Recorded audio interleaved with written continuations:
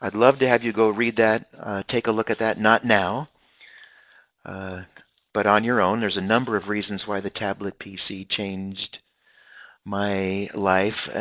You get to face the classroom. You get to build consensus as you project notes if you are in the classroom. You can post lecture notes to the website for folks who missed class. A certain number of students will actually stop taking notes and pay more attention to the material in class.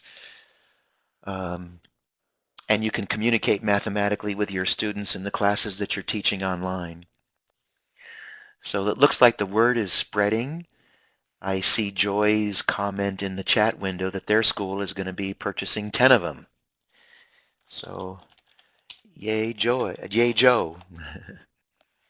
What I want to do today is have us watch a couple of 2-minute videos, one from Microsoft and one that I produced. Oh, and if you'd like, there are still several people who have green check marks by their name. If you want to go ahead and click in the lower left on the pull down arrow and check or click on clear status so we can make some of those green check marks go away. Thanks. I'll talk to you about inking your lectures using the handwriting tool, other tablet-specific programs, annotate files, and a big one, setting up in the classroom. It's not easy. I recommend that you spend a week or two, if you're going to use the tablet PC in the classroom, bring in all your VGA cables and devices and spend a week or two setting everything up, including the sound, the projector. If you have a teacher computer in the classroom like we do, I had them install a switching box so I can go back and forth between the teacher computer in the room and my tablet PC, which is sometimes nice. And if there's anything that I don't specifically cover in the webinar, I have a number of internet resources for us to take a look at. Okay, at this point, Maria, can you talk about or tell us a little bit about, there's one video from Microsoft that I'd like you to watch. It's a 2-minute video. It's a little older, but it's still applicable. And Maria and I were talking about having you watch the first 2-minute video. You'll see the link for it coming up in just a second. And then go to the chat window and type your comments and perhaps one idea on how to use a tablet PC that you were inspired by from the video. And then when you're ready, let's go ahead and watch the second video. And in the meantime, I'll keep my eye on the chat window. So I'm going to go ahead and pause. Are we ready, Maria? Yep, both links are in the chat window now, and I'll keep posting. Remember that you can scroll up and down the chat window, so if you lose the second link, just scroll up the window and you'll see the first link for the second. Okay, so I'm going to pause the slide presentation for about 4 or 5 minutes, and I'll also keep my eye on the chat window to hear your input. Okay, there's a large number of you. There's almost 50 of us, but I am going to read every chat message.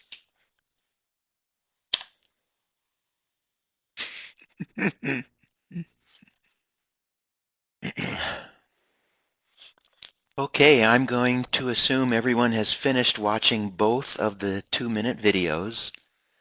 And I actually asked you to perhaps include a way you might use a tablet PC, but instead I got a plethora of questions. All right. Okay, I'll hold off. Right. I think you had to give them a few more seconds because they had to come back and find the window and then find the second link. Mm-hmm. Great comments, great questions. Michael, I'm using Camtasia. I use that program to record my 2-minute video. There's a bit of a learning curve, and it's a fairly expensive program, but my school purchased it. A similar program from the same vendor, in fact, is Jing, J-I-N-G. where you can record up to a 10-minute video for free, and the user interface is very friendly and intuitive. Oh, Olga is asking, so how much is Camtasia? That's a good question. The vendor is TechSmith, TechSmith.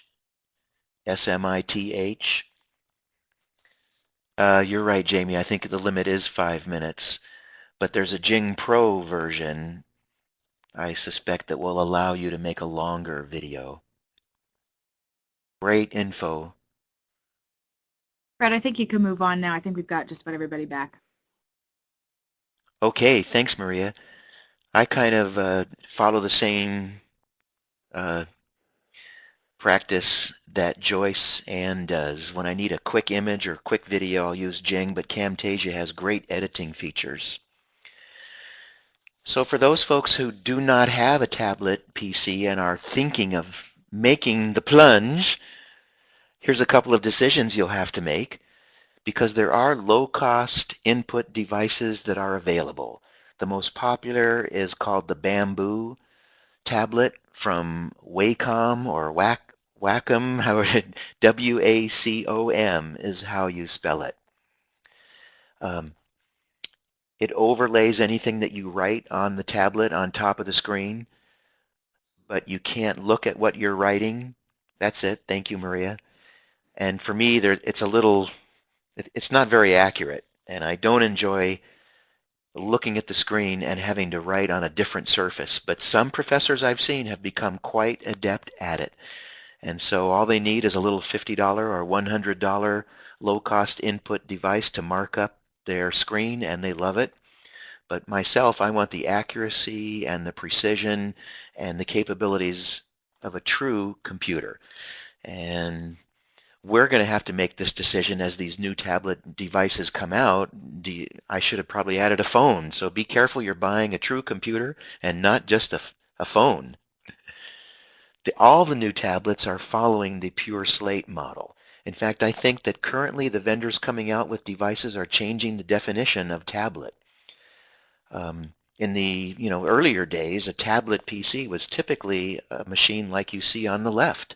It looked just like a laptop, but the screen swiveled and folded back down to become your writing surface. The devices now that are being released are all pure slates, and the word tablet in quotes is now pretty much referring to just a pure slate device. If you buy a Windows-based machine, you're going to have to decide which software to use for your writing and for your lecture notes.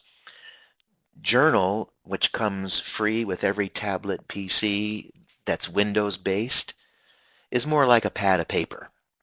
OneNote is a program more like a filing cabinet with binders and tabs and many other slick features. And I find as I talk to my colleagues, about half of them use Journal like I do, and half of them use OneNote. Journal that Maria just posted is a free download that's a reader, kind of like the Acrobat PDF reader that allows you to read journal files without having to have installed a copy of the Microsoft program Journal.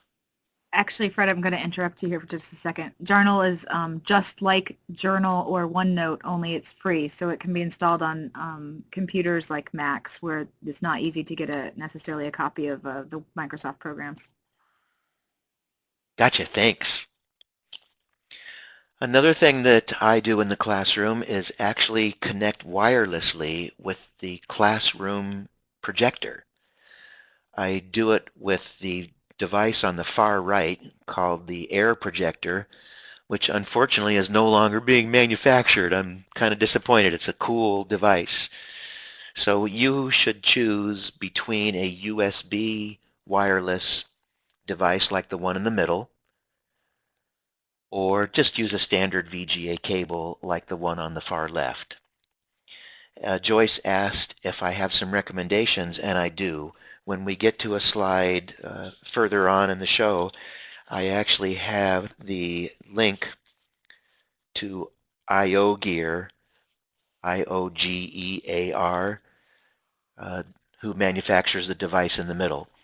The advantages of having a wireless VGA device is if your battery is fully charged, if you're not connected via a cable to the projector, that means the device is free floating and you can actually pass it around in the classroom. I've done that a time or two. For the most part, in my classroom, the tablet PC is on a podium.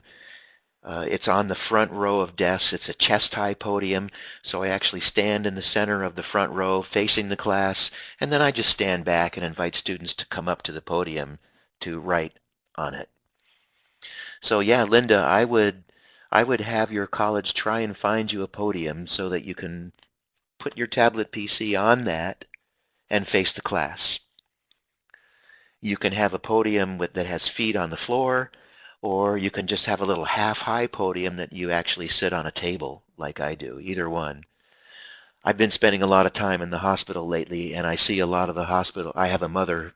My mom is in intensive care, so I've been spending a lot of time in the hospital, and I see folks all over the hospital with podiums on wheels that have their laptops mounted on them, and I want one of those.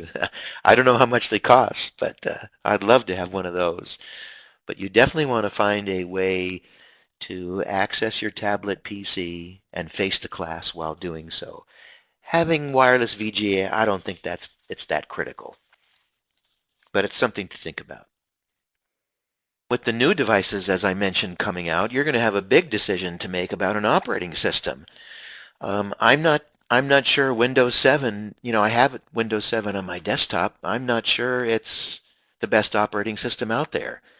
You might want to consider the new Android 3.0 Honeycomb, which is evidently designed specifically for tablet PCs, or look at devices like the one from HP that's running the Palm WebOS. Maria posted earlier the link, and here it is again. I found this to be a great site for some advice. All right, there are a large number of you who already own a tablet PC, 39% of you. So at this point, can you go ahead and perhaps in the chat window, maybe type in a device that you own and if you like it or not. Okay, Maria, I got your message, and I'll follow that. Okay, I'll pause for just another minute or less. Great, I'm getting a lot of input. Leah mentioned using an iPad, and I know how hard that is to use effectively. It's not, there are pen-based apps, but it doesn't run Flash, for example, so I can't use it with the math software and course management system that I use. So, okay, I see a lot of folks with a lot of different products. So let me show you just a few static slides about some of the things that I've done, and it sounds like many of you are doing something similar. Just here's a quick example of handwriting digitally using colors and markers and highlighters. In the lower right, you can see I've inserted an image, and I'll do that for you later on. And in just a few minutes, I'll show you how to do that. You can see that I actually took a question from a page, a capture of part of a page in the ebook. If you can produce something, if you can show something on your screen, you can capture it and insert it into your notes. And it's so nice, you know how difficult this would be to write on the whiteboard?